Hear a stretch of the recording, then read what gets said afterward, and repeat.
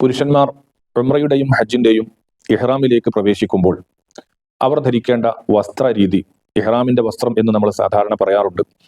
അത് ഏറ്റവും ലളിതമായി, ഏറ്റവും അനുയോജ്യമായ നിലക്ക് എങ്ങനെ നമുക്കത് ധരിക്കാം എന്ന ഒരു കാര്യമാണ് ഈ വീഡിയോയിലൂടെ ഉദ്ദേശിക്കുന്നത്. സ്വാഭാവികമായും നമുക്കറിയാം, ഇഹ്റാമിലേക്ക് പ്രവേശിച്ച പുരുഷൻ അവന് തലമറയ്ക്കൽ അനുവദനീയമല്ല, മുഖം മറയ്ക്കൽ അനുവദനീയമല്ല, തുന്നി കൂട്ടിയ വസ്ത്രങ്ങൾ അത് ധരിക്കൽ അനുവദനീയമല്ല. അപ്പോൾ രണ്ട് വസ്ത്രമായിരിക്കും ഒരു പുരുഷന് ഇഹ്റാമിലായിരിക്കുന്ന സമയത്ത് ഉണ്ടാവുക. അതെങ്ങനെയാണ് ധരിക്കേണ്ടത് എന്നാണ് ഇൻഷാ അള്ളാഹ് നമ്മൾ ഈ വീഡിയോയിലൂടെ പറയാൻ ഉദ്ദേശിക്കുന്നത്.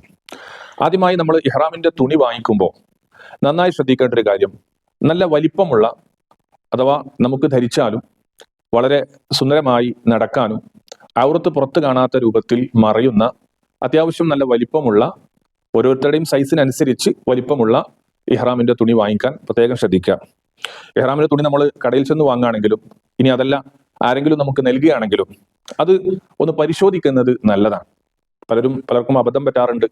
ചിലപ്പോൾ എയർപോർട്ടിൽ എത്തിയിട്ടായിരിക്കാം ഇഹ്റാമിന്റെ വസ്ത്രം മാറുക, അല്ലെങ്കിൽ വീട്ടിൽ നിന്ന് ഇറങ്ങുന്ന സമയത്ത് ഇഹ്റാമിന്റെ വസ്ത്രം മാറി ഇറങ്ങുന്നവരുണ്ട്. ആ സമയത്ത് അത് ധരിച്ചു നോക്കുമ്പോൾ ചിലർക്ക് പാകമാകാതെ വരും.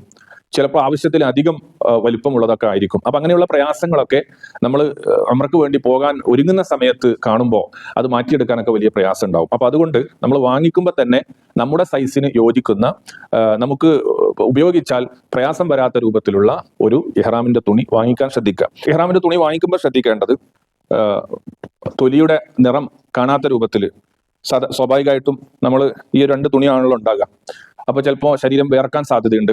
അപ്പൊ ഇതിലേക്ക് വേർപ്പാകുന്ന സമയത്ത് നമ്മുടെ ശരീരഭാഗങ്ങൾ പുറത്ത്, അതിന്റെ തൊലിയുടെ നിറം പുറത്ത് കാണാത്ത രൂപത്തിൽ വരുന്ന ഒരു അല്പം കട്ടിയുള്ള ഒരു ഇഹ്റാമിന്റെ തുണി വാങ്ങിക്കാൻ നമ്മൾ ശ്രദ്ധിക്കുക.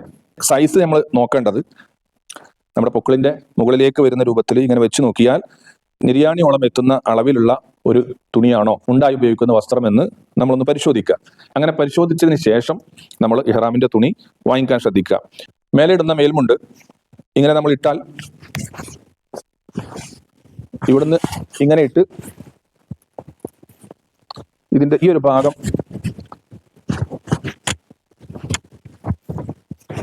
ഇങ്ങനെ, ഈ ഭാഗത്ത് നമുക്കിങ്ങനെ വെക്കാൻ പറ്റുന്ന രൂപത്തിൽ ആവുന്നത് ശ്രദ്ധിക്കുക.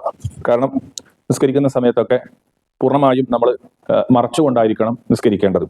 അപ്പൊ അതുകൊണ്ട് ഇങ്ങനെ മറയുന്ന, നമ്മുടെ ശരീരം മറയുന്ന രൂപത്തിലുള്ള ഒരു തുണി വാങ്ങിക്കാൻ ശ്രദ്ധിക്കുക. വാങ്ങിക്കുമ്പോൾ തന്നെ നമ്മൾ അതിന്റെ സൈസ് പരിശോധിച്ചുകൊണ്ട് വാങ്ങിക്കുക.